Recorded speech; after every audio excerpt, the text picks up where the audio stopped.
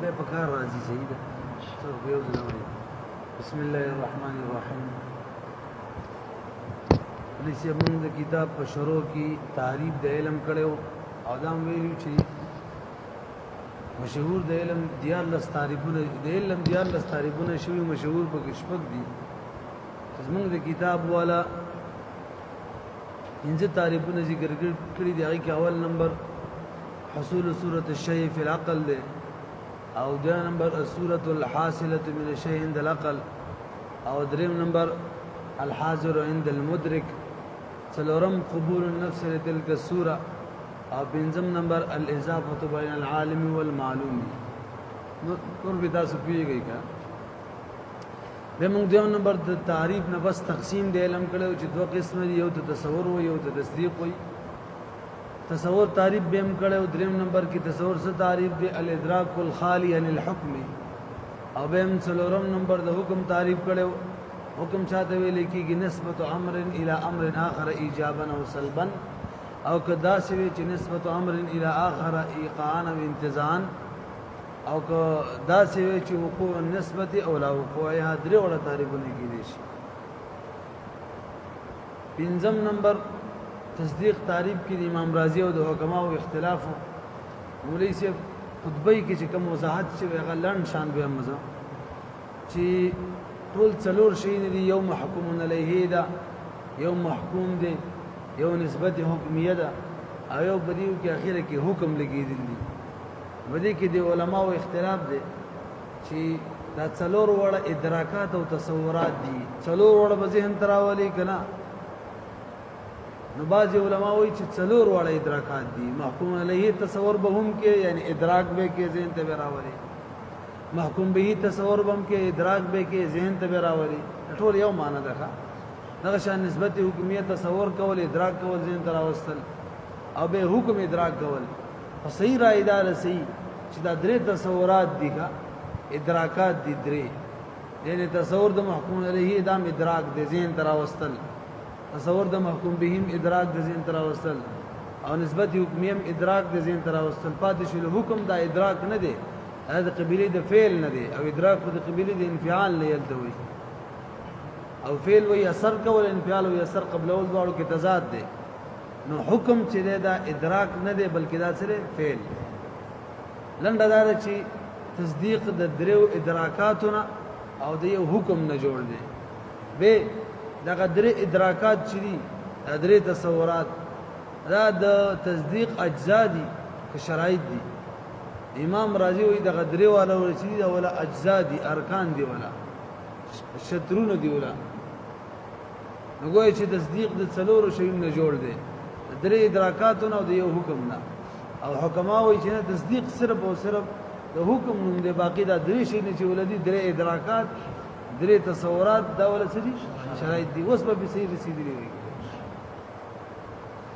به شپږم نمبر مولوی صاحب موږ تقسیم د دام تقسیم د علم دی ښا خطبه کې دغه شان تقسیم کړي علم په دوه قسمه بدیهی او نظری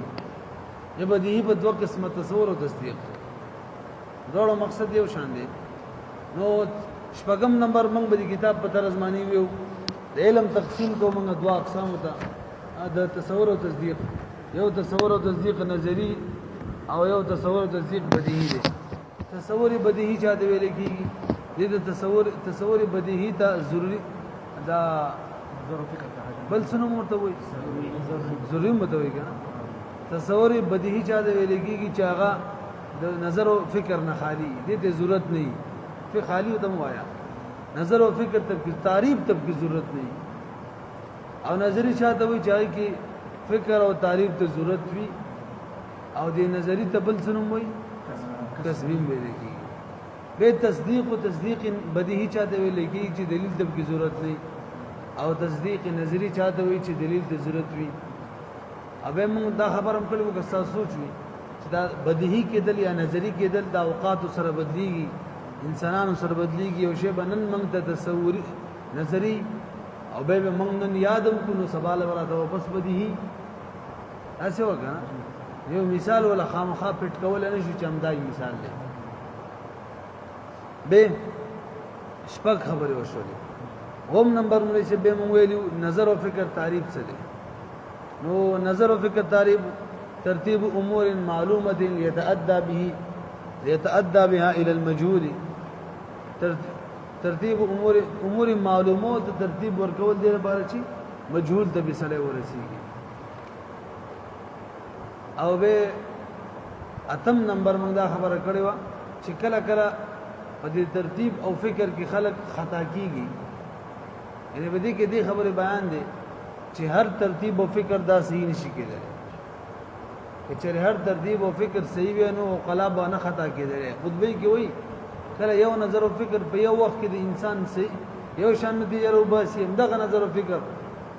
اول وخت بل شان نتیجه وباسي انسان کله خپل نفس سره مناقض کیږي نو خلاصه دا چې اتم نمبر هر نظر او فکر صحیح نه د صحیح نظر او فکر لپاره یو قانون ته ضرورت دی چې موږ ته خیدا صحیح دی دا غلط دی هغه قانون څه دی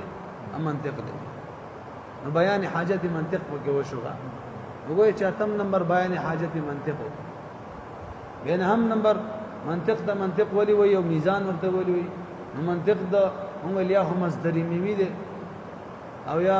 اسم ضرب صيغه د مصدر میمی معنی شي مصدر میمی شنو معنا به شي خبري کول او کما ضرب شنو معنا د خبرو زه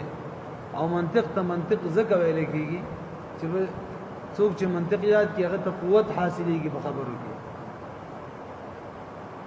باطنی کې هم ظاهری کې هم باطنی کې څنګه کوم منطقي سره چې هغه ادراکات کولای شي هغه غیر منطقي نشي کولای ذکر شي اشیاء او اجناس پیژني هغه فصول پیژني صغرا کبرا پیژني لنډه دار چې معلومات او مجهولات حاصلول شي غیر منطقي شي هغه دا کار نشي کولای همدغه شان منطقي سره په کلام کې څومره صحیح کلام کول شي هغه شان غیر منطقي نشي کولای لسم نمبر موږ د تدوین علم خبره کړې و چې علم مدونین څوک دي موږ اول نمبر ارسطو د علم مدون دي او دویم نمبر فارابي او دریم نمبر چې کړه هغه کتابونه ځای شونه به ابو علي سینا د تدوین کړو به یو لسم نمبر مولوی چې د مطلق موضوع تعریف او د منطق موضوع سوا همدغه شان منطق خجی دو یو لسم نمبر تعریف د منطق سره او به مطلق موضوع څه ته وي د منطق موضوع څه ده او غرض منطق سره لنډه ده چې تعریف موضوع غرض بیان دی په یو لسم نمبر کې نو منطق تعریف ده علم بقوانین تاسع مراعاتها ذهن عن الخطأ في الفكر او موضوع ده معلومات تصوريه او تصديقيه لا مطلقا بل من حيث انه موصل للمجهول مجهول ده ودرسيه لا مطلق موضوع تعریف مونږ چې موږ الموضوع لکېږي لغت کې خود له شوی د اصطلاح کې د چا نه چې په علم د چا د اورز ذاتیونه چې په علم کې باس کېږي غشي د څوی موضوع لکېږي هغه غرض یې تر صيانه الذهن الاصابه في الفكر همدغه شان حفظ الراي عن الخطا في النظر زمون کتاب ولا شکم بیان کړي هم صيانه الذهن الخطا في الفكر سید به دولسم نمبر مولوی سے د دلالت باسو په دې نمخې یو مقدمه ذکر کړې و چې لکه د منطق موضوع خو معلومات تصوري دي معلومات تصدیقیه دي تاسو ولې د الفاظونه باس کوي بلکې منطق کتابونه کې هر یو کتاب کې الفاظونه باس کیږي نو جواب یې ورکړو چې الفاظونه باس دې لپاره کیږي چې بل فایده ورکول شي یا بل نه فایده اخیستل د الفاظو موقوف وي دیو جنن باس د الفاظو مخکې کوو نو دولسم خبره د دلالت تعریف څه ته ویل کیږي لغت کې راه نمودل اصطلاح کې څه ته ویل کیږي یو شی په داسې انداز باندې کېدل چې د هغه د علم په وجنه تا د دویم شی علم حاصل شي د دلالت ویل کیږي لکه مثال به تور مونږ ویلو لوګي چاولې د دا په داسې په لوګي د علم را لیدا په داسې انداز شو چې لوګي د علم د وجنه سړي په بل شی علم راځي چې لکه راندي اور باندې به دلالت په دوه قسمه او اولنې تقسیمي لفظي او غیر لفظي لفظي چاته وي جدال په کې لفظ وي غیر لفظي جدال په کې لفظ نه وي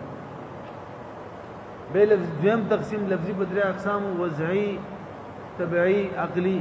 دغه شان غیر لفظي درې اقسام وضعي طبيعي عقلي پیدا کیږي کنه لفظي چاته لفظي وضعي چاته ویل کی جدال په لفظ وی او دلالت د وجه د وضع نه کیږي اگر مثال زید لفظ زید د مسما لپاره وضع شوی دی څوک چې زید وای نو ګره دا لفظ هم شو ځکه انسان د تلفظ وکړو او دلالت د وضع د وجه نه هم ځکه هم د غزاد لپاره وضع کړی دی دویم نمبر دلالت لفظي تبعي چې دال به لفظ وي او دلالت د وجه د وضع نه طبيعت او فطرت د وجه نه لکه یو سړی بیمار دی کوي انسان د خلین आवाज وروته دا خو لفظ شو او وضعي خو نه دی د لپاره چا وزن نه کړی چې بیمار وي یا مړی خراب وي سینې خراب وي او دې کې دا وزن نه شوی او طبيعت د انسان د غشان دی په وخت د بیماری کې د الفاظ خلین نه روزي او دریم نمبر چې دال په لفظ وي او دلالت د وجه د عقل نه کوي دلالت لفظي عقلي ورته ویل کیږي لکه مثال به تور یو سره دیوال نه خو دې د لفظ وي چې هغه معنی نه نو خلین نه وروته لفظ خو شو کنه انسان د خلین نه وروته او دلته داغه په ذات معنی داغه هغه لفظ محمل دلالت کوي هغه لفظ محمل داغه په ذات دلالت کوي نو دا وضع نه ده شوی چې هغه دغه لفظ محمل چا ویلو پلاني په ذات دلالت کوي او نه فطرت د انسان اصلي بلکې عقل به دلالت کوي همدا شان د غیر لفظي درې اقسام دي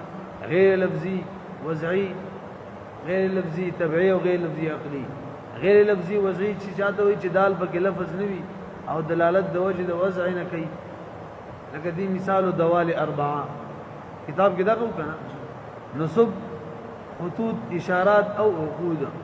نصب لکه په دیو لارو باندې چې دا بوټونه لګېدلې دي دا دلالت کوي چې لکه پلاني چې د دومره کیلومتر لار ده وګوره دال پکې غیر لفظ دی خو لفظ نه دی همدا شان د اشارې چې لګېدلې سری او اشنی اشارې او خطوط لکه دې کتاب کې څنګه خطونه دي کتاب لکه مثال فصل فا صاد لام دا یو خط دی دلالت په فصل باندې کې چې منفصل وي ورسې درې نو نصب خطوط او به اشارات مونږ ویلو بخابه هر انسان لپاره خپل اشاره مقرره و اشته شو اشارات لکه مثال سره د نعم په ځمانه سرو خو دی لاندې او برا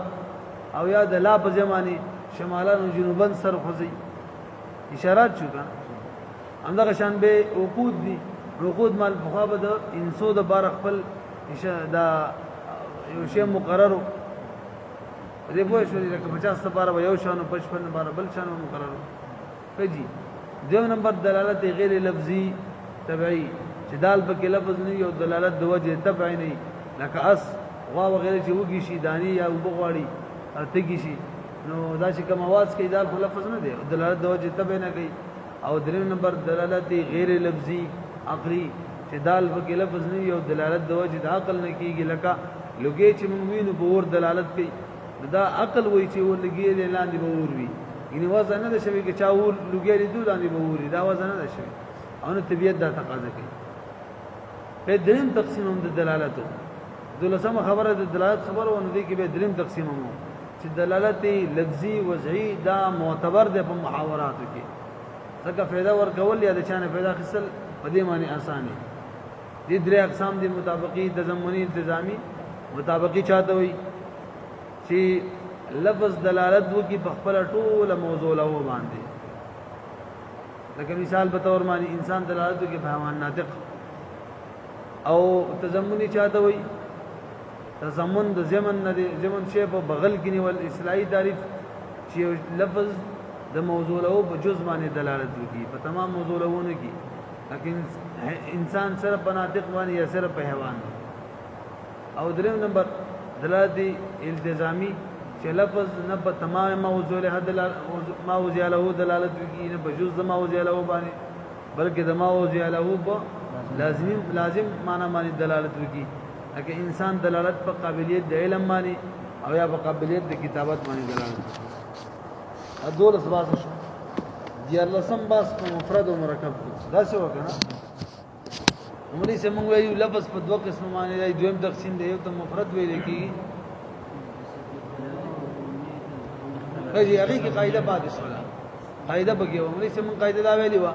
چې کوم ځای کې تضمنی التزامی او مطابقي بخامخای ځکه تضمنی التزامی تضمنی کې جز معنی دلالت وي او چې کوم ځای کې جز دلالت وي په کل بخامخای التزامی کې بلازم معنی چې بلازمی ملزوم معنی بخامخای بل طریقه وا چې لازم او تضمنی او التزامی تابع دي او مطابقي مدبو دي چې کوم ځای کې تابع معنی دلالت وي مدبو معنی په طریقه ولای ها دا نه د ضروري چې کوم ځای کې مطابقي تضمنی التزامی دي دغه مطابقي په کل معنی دلالت وي داسې کې دی چې یو لفظ وي داغي د معنی اجزا نه نو کله لفظ په معنی دلالت کوي مطابقي وشي اجزا نشته تضمنی نشي کېږي او داسې کې دی چې یو لفظ وي داغي لازم معنی نه موجود نو کله لفظ په معنی دلالت کوي مطابقي وشي لازم معنی نشته تضمنی نشي کېږي دې کې امام رازي اختلاف اعتراض چې لکه دا نه مونږ چې یو لفظ دي داغي د لازم معنی نه لازم خامخا دار چي کم از کم دا خو لازمي چې دا پلانې شه دې د دې غیر نه دی دا غیر نه دی خور څه لازمي کنه نو موږ وایو چې د لازم نه مراد لازم بیان بمعنى الاخص ته ښا چې څنګه ملزوم ذکر شي بغیر د دلیل لازم ځین تراجي اوس هم دا ویلې ده ان بیان معنى الاخص هم ویلې ده او پاتې جو استاد خبره چې پلانې دی غیر نه دی نو موږ غیر ځین ته ناراضي نو غیر نه دی به ځین تراجي به دی لسم نمبر د مفرد باسو تقسیم د لفظ او دو اقسام د مفرد او مرکب مفرد چاته وي چې جز د لفظ په جز د معنی دلالت نه کوي مرکب چاته وي جز د لفظ او جز د معنی دلالت کوي نو دا دیار لسم سره په مفرد کې خبره ده چې جز د لفظ او جز د معنی دلالت نه کوي ولی نه کوي ځکه د لفظ جز نه کړه لکه همزه استفهام دیم د لفظ جزئی د معنی نه لکه لفظ د الله دریم د لفظ جزئی د معنی جزئی خو لفظ جز دلالت په معنی په جز نه کوي لکه زید زا یا دال دغه شان د زید د معنی چې دغه د بدن دغه مجزا شته خوزا په سر یا په لاس دال په خو دلالت نه کوي څلورم د لفظ جزئی د معنی جزئی جز د لفظ په جز زمانی دلالت هم کوي خودم رده چې په مقصودی معنی په جز معنی دلالت نه کوي جز د لفظ په معنی مقصودی دلالت نه کوي لکه عبد الله چې چانون شي نو د دې لفظ هم جوشتري عبد بیل له الله بیل له معنی هم جوشتري عبد معنی بندا او د الله معنی ذات د الله څوک چې چاته आवाज کوي دغه سړي د څوک आवाज کوي یا عبد الله عبد الله आवाज ورته کوي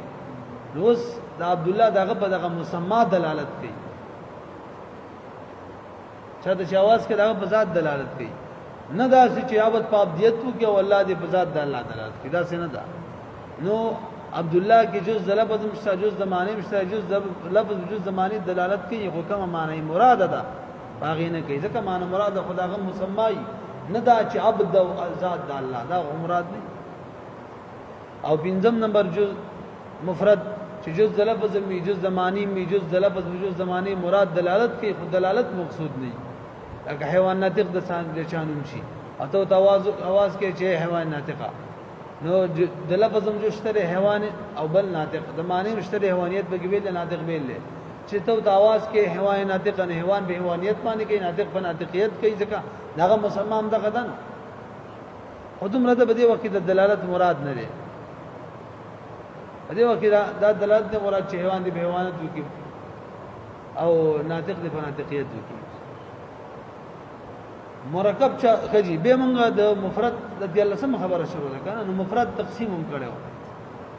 استقلال او غیر استقلال د معنی سره درې اقسام دي اسم کلمه او عادات اسم چاته وایي چې په هغه کلمې د ویل کېږي هغه مفرد ته ویل کېږي چې په خپل مستقله معنی دلالت کوي زمانی ته نه محتاج کلمه چاته ویل کېږي هغه مفرد ته ویل کېږي چې په خپل مستقله معنی دلالت کوي خو زمانی ته محتاج حرف هغه مفرد ته ویل کېږي چې په خپل مستقله معنی دلالت کوي ترڅو چې اسم یا کلمه ورسره مرګري شي او به یو اعتراض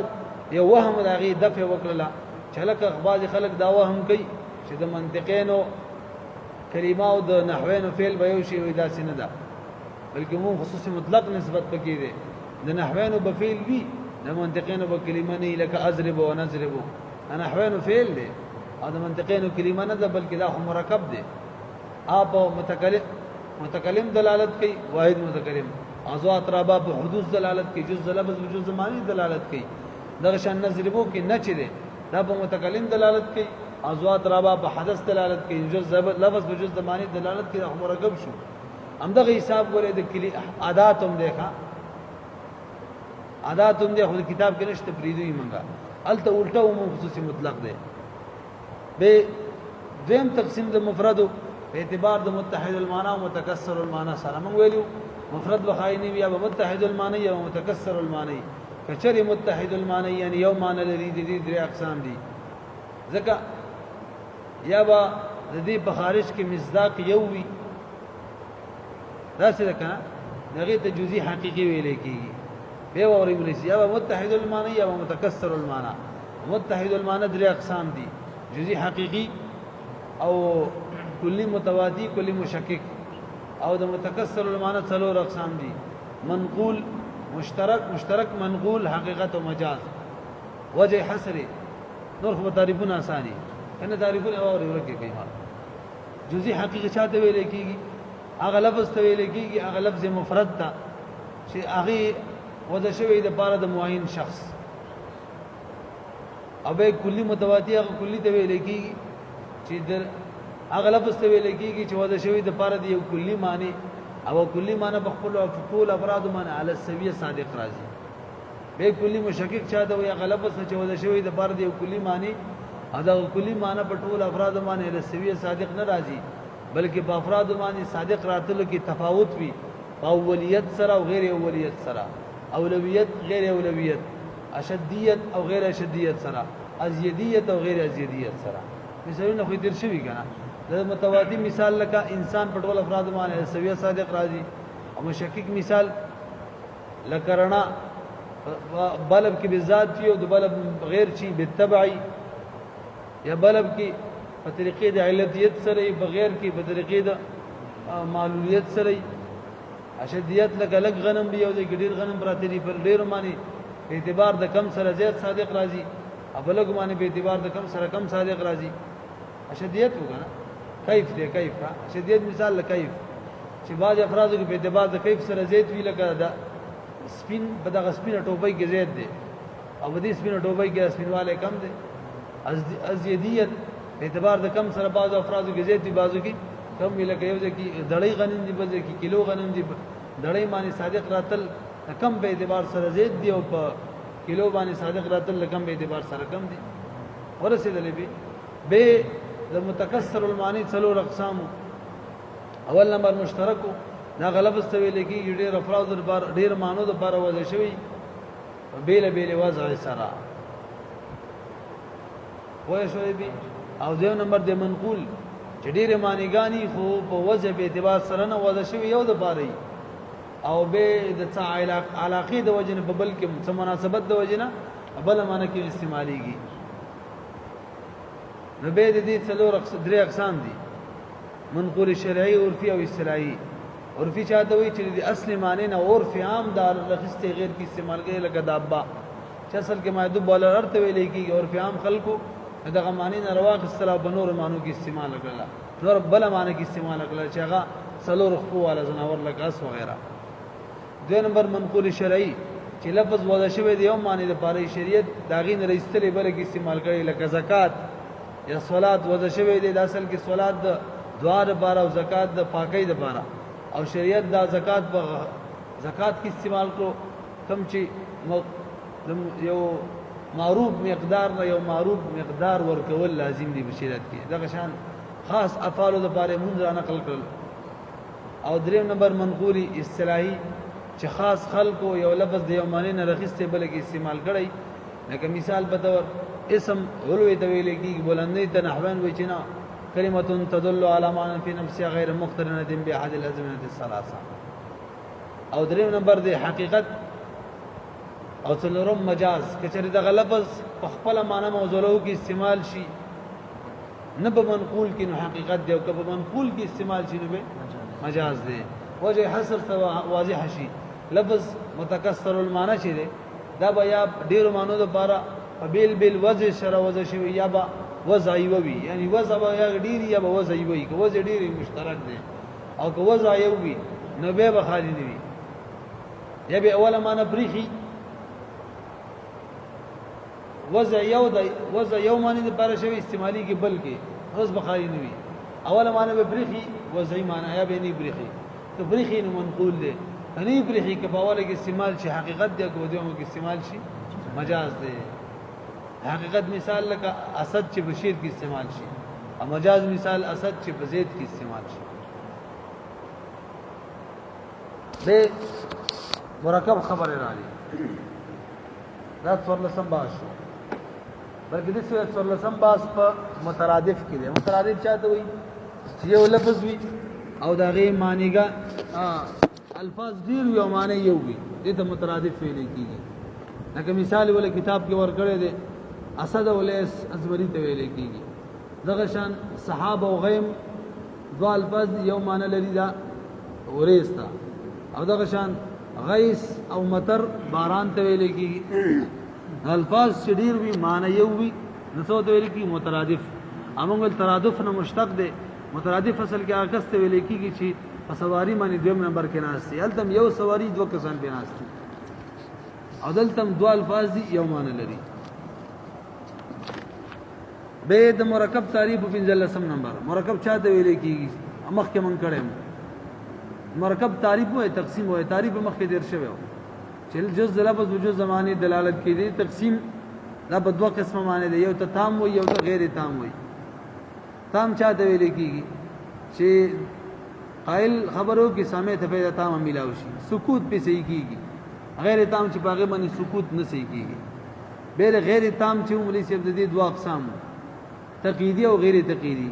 تقیدی چاته ویل کېدل چې دویم جز قید د اولو څه مطلب یعنی دویم جز تخصیص په اول جز کې راوستل اول جز عام او دویم خاص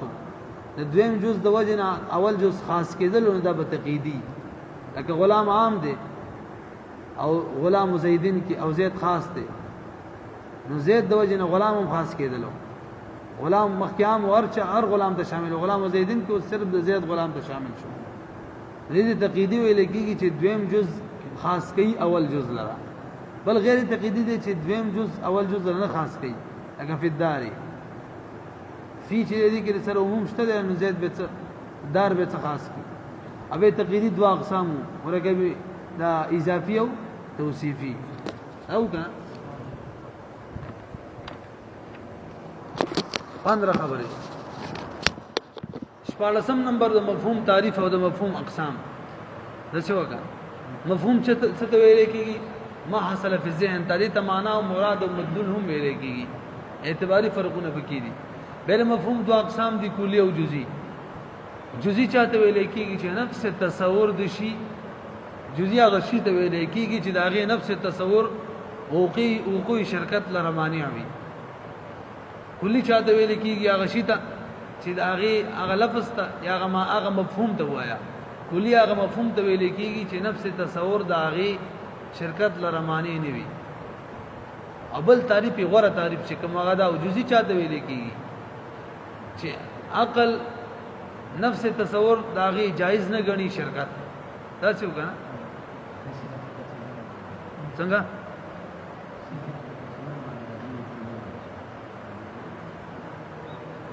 نه دویم تعریف کوم یو ما جوز العقل التكسر من حيث تصوره دا غده کنه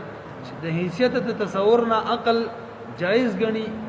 کثرت دا کلی دا او حیثیت د تصور نه چې عقل جایز نه غني کثرت نه وي جیدا دا تعریف چې دا هغه د کلی اقسام ته شاملېږي چې خارج کې افراد ناممکن وي یا وی خو یو وي هغه ته شامل شوه چې عقل د تصور د حیثیت نه دا جایز غني چې ډېر صادق راشي اگر که خارج کې د سره افراد وینه یا وی او یو فرد وي هغه ته شامل دا کلی دی او جزئی چاته وي چې د حیثیت د تصور نه عقل جایز نه غني چې ډېر صادق راشي دا به جزئی هجی به د کلی اقسام شپږ اقسام یو نمبر 1 هغه کلی چې د هغه په خارج کې افراد موجود دي ناممکن وي لکه لا موجود او لا شيء ها به ورپسې دویم نمبر هغه کلی چې د هغه په خارج کې افراد ممکن وي خو لا تر اوسه نه موجود شي لکه انقا مارغه دریم هغه کلی چې خارج کې هغه کلی چې خارج کې یو فرد موجود شوی د دې دوه صورت دي دریم خارج کې یو فرد وي او د دویم امکان ورسره نه وي لکه ذات واجب الوجود په خارج کې صرف یو فرد دی دویم امکان سره نشته څلورم خارج کې یو فرد وي د دویم موجودل سره ممکن وي لکه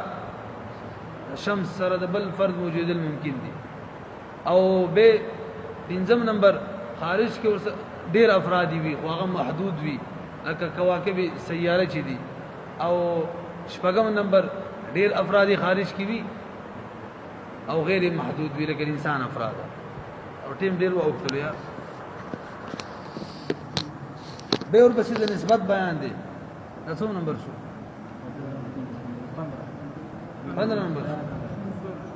اعتراض او داغي جواب وچاله کې کلی موږ جواب کړو چې په طریقې د بدلیت سره نه کا ټیم ډیر وختلو یا چا ټیم پوره اتللې شي کله به سبق په خیر دی پوره قسم یو اعتراض دا او تل کلی هغه ته ویل کیږي چې هغه ډیرو باندې صادق راځي او جزئی هغه ته وي چې یو صادق راځي به درو خما چې جزئی به ډیرو صادق راځي لکه دلر نه سره یو شی ویني یو بیره پی وای چې دا پلانې شي بل بیره پلانې بل بیره پلانې دي وګوره یو شی ډیرو صادق را لغه شان انډه دا یو بیره سره راخاره کی یو انډه په ذهن کې راځي بل بیره راخاره کی ما غانډه بل انډه په ذهن کې راځي بل بیره راخاره کی وانډه بل په ذهن کې راځي لغه شان ماشوم چې په اوله کې څوک بغي کې والی وي ګدامه مور دا ان کې مور جزئی ده بل بیره څوک والی دغه مور دا موږ جواب کړو مولوی سے په طریقې د بدلیت سره نه شمول په طریقې سره ته چې کوم مثالونه یادې په طریقې د بدلیت سره دي ولسم نمبر د نسبت بیان دوه کلیونو ترمنځ نسبتونه څلور دي کلی بخاری نه مولوی سے دو کلین یا به یو کلی د بل کلی په ټول افراد صادق راځي یا بدن راځي یو کلی د ټول افراد تعریفونه هوجه حاصل ورسته ویو دو کلی دي یو کلی د بل کلی په ټول افراد صادق راځي او دویم کلی د اول کلی په ټول افراد صادق راځي دي د ویل کیږي نسبت د تساوی دا نمبر نسبت د تباین دی یو کلی د دویم کلی په یو فرد صادق نه راځي دویم کلی د اول کلی په یو فرد صادق نه راځي دې مثال لکه انسان او فرس اول مثال لکه انسان او ناطق دغه نمبر عموم خصوص مطلق چې اول کلی د دویم کلی په ټول افراد صادق راځي او دویم د اول کلی په ټول افراد صادق نه راځي لکه حیوان او انسان حیوان د انسان په ټول افراد صادق راځي انسان د حیوان په ټول افراد صادق نه راځي او څلورم نمبر عموم خصوص من وجهین چې یو کلی د بل کلی په ټول افراد صادق راځي یعنی دویم کلی اول کلی د دویم غلط عموم خصوص من وجهین چې اول کلی د دویم کلی په بعضو افراد صادق راځي او دویم کلی د اول په بعضو افراد صادق راځي لکه حیوان او ابیض کې حیوان د ابیض په بعضو افراد ابیض د حیوان په بعضو افراد صادق راځي به ورپسې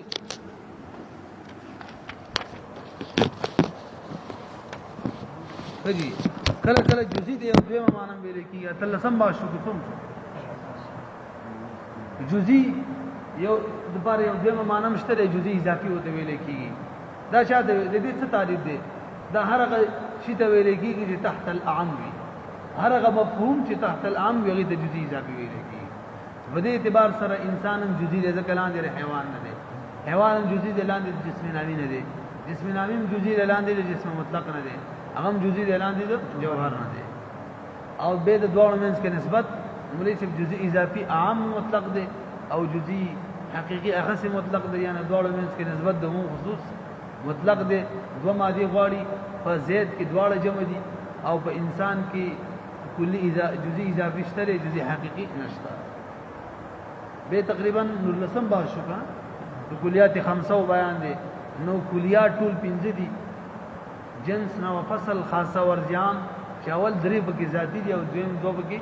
ارضی دي ذاتی مطلب دا چې کلی د خپل افراد لپاره یا عین حقیقت وی لکه نوع یا جز د حقیقت وی لکه فصل او جنس او ارضی چې د خپل افراد لپاره نه عین حقیقت وی او جز د حقیقت وی به ارضی په دوه قسمه خاصه او ارجام او د ذاتی درې اقسام جنس نوع فصل جنس څه تعریف دی کلی مقول على كثيرين مختلفين بالحقائق في جواب ما هو نوې څه تعریف دی کلی مقول على كثيرين متفقين بالحقائق في جواب ما هو بدنوې د بار یو بل قسم راځي وکنه چې هغه د نوې اضافي ویل کېدل دي څه تعریفو نارغه ماهیت ته ویل کېږي چې بل ماهیت ور سمرګره کې او جواب کې جنس راتلو نو بده کې هر یو ماهیت نوې اضافي ده او برسه لکه انسان او فرس مرګري کې جواب کې حیوان راځي که سوال معمول سره دی وکي دغه شان حیوان او جسم نامی مرګره کال حیوان او جسم نامی ما هما جواب کې جسم راضی بده کې ماری نو اضافي شورا دوړ منځ کې نسبت سره نو حقیقت او اضافي کې نسبت دومو خصوص من وجهین دي درې مالی غواړي دوی مالی افتراقی او ماده اجتماعي ماده اجتماعي په انسان کې دواړه جمع دي حقیقي هم د اضافي هم ده حقیقي هو ذکر شي نقول على كثيرين متفقين بالحقائق دي او اضافي ذکر بل ماهیت او سمرګره کا جواب کې جنس راځي اضافي وي اضافي او حقيقي بنوي لکه حیوان حقيقي نه د اضافي ده حقيقي وي اضافي بني لکه نقطه حقيقي ده او اضافي نه د سر بل ماهیت نشته چې مرګره کو جواب کې جنس راشي او خپل افراد باندې متفقين بالحقائق سره صادق راځي به ترتیب د اجناسو شلم شو کنه ترتیب د اجناسو ترتیب د اوچتوالي اعتبار سره اول نمبر حیوان دی به دویم نمبر شکم دی جسمی نامی دا او به پسې جسم مطلق دی او به اور پسې جوهر دی نو درې اقسام جوړیږي سافل متوسط عالی سافل چاته وي چلان دي جنس نه برپی متوسط چاته وي چلان دي جنس برپی جنس عالی چاته وي چلان دي برپی نه دا څه وکنه او عالی د جنس الاجناس هم ویل کیږي به اجناس عالیه د لستی هغه ویل په دنیا کې داسې یو شی نشته چې د غلسونه خالی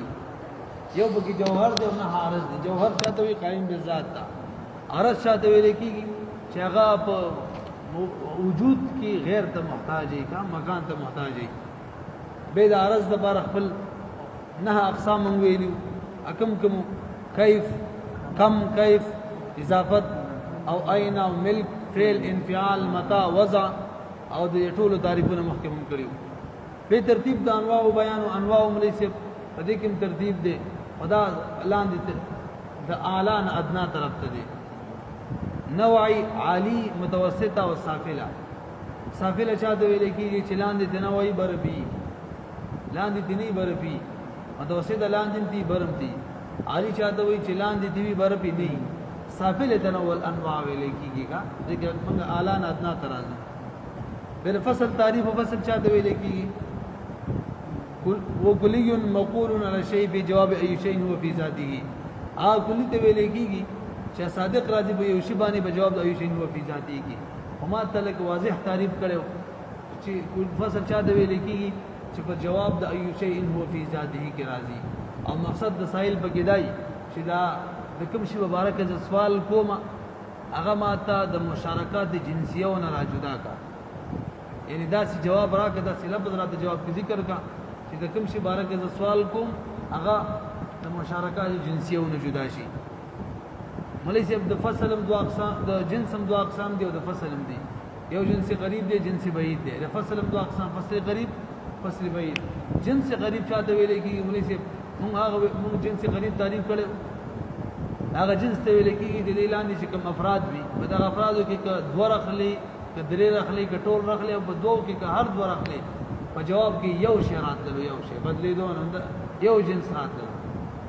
دې د افرادونو چې کوم هر دوه افراد رخلي په جواب کې همدا جنس راتلو جنس قریب دی او کچري د دې لاندې کوم افراد دي هغه افراد په جواب کې دا جنس بدلیدلو یو بیره افراد په جواب کې یو جنس راتلو بل افراد جواب کې بل جنس راتلو به وته جنس بعید ویل کېږي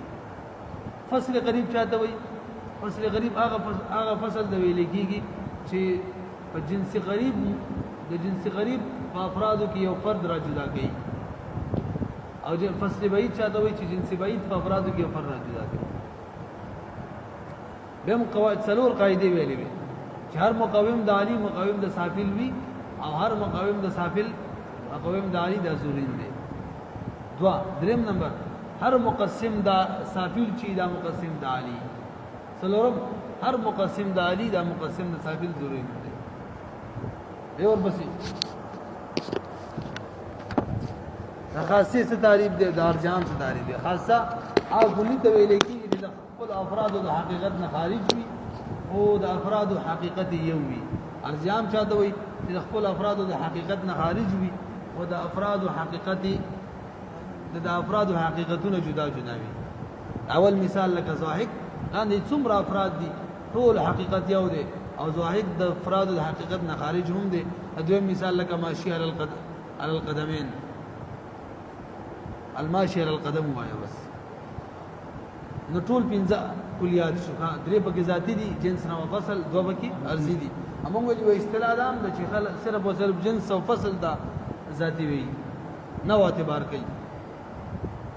به مولوی صاحب کلی ارضی په دوه قسمه او خاصه کلی ارضی په دوه قسمه لازم او مفارق کلی ارضی که خاصه او کارځي عام دوه قسمه لازم مفارق لازم چاته وي داغه کلی ارضی ته ویل کېږي چې د خپل معروض نه خپل ملزوم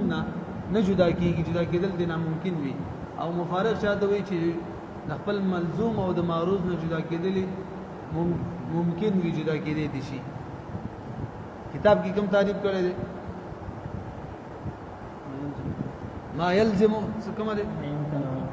ما يمتنع انفكاك عن الشيء دا لازم تعریف دی او د ممتنع لم يمتنع انفكاك عن الشيء چې من نه وي اول مثال لکه زوجیت د 40 نه جدا کیږي او د دویم دغه شان سواد تورواله حبشي نه جدا کیږي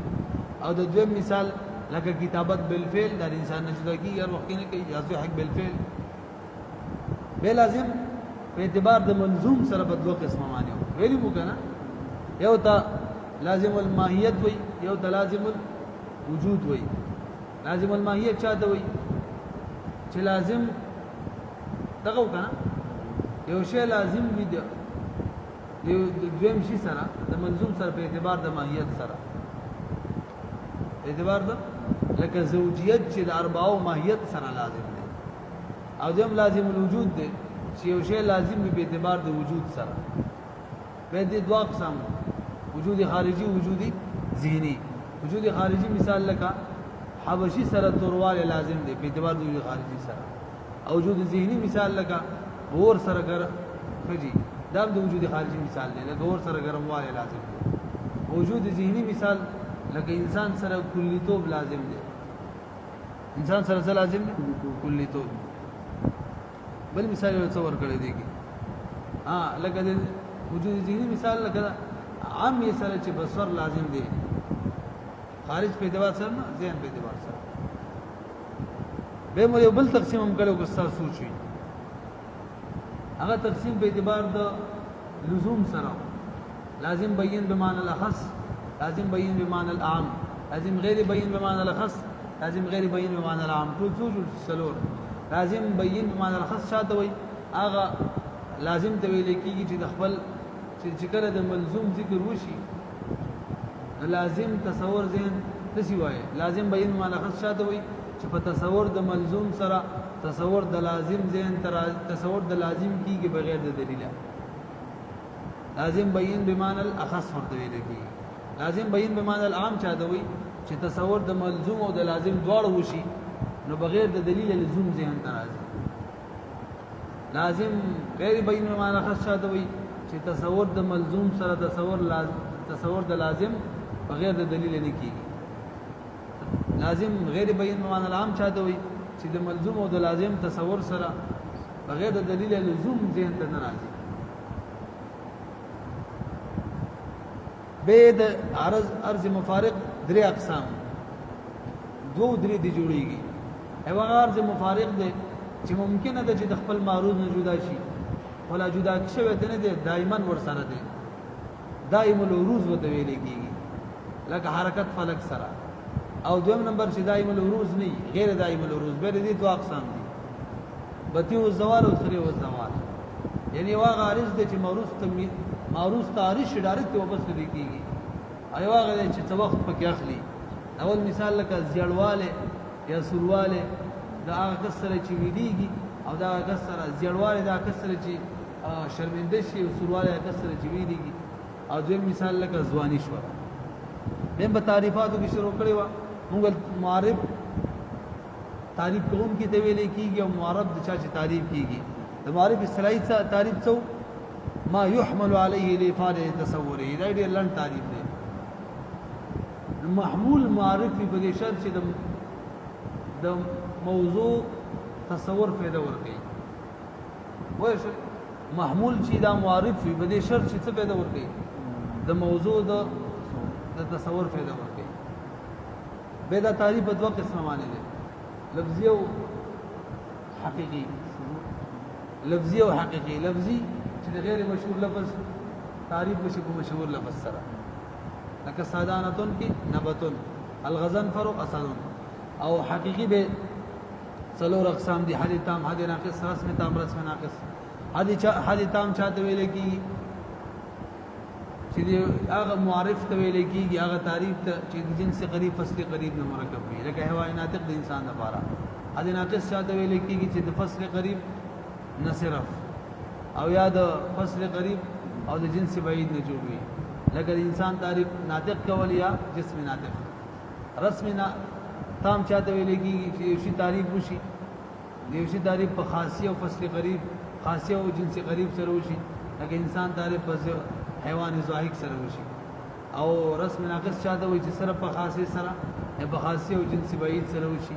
لکه انسان تعریف په صرف زاهق سره یا په جسم زاهق سره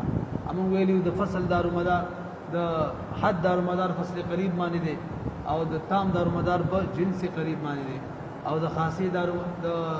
رسم دارومدار په خاصیه باندې وبرسیدلی وسمنا کا سبب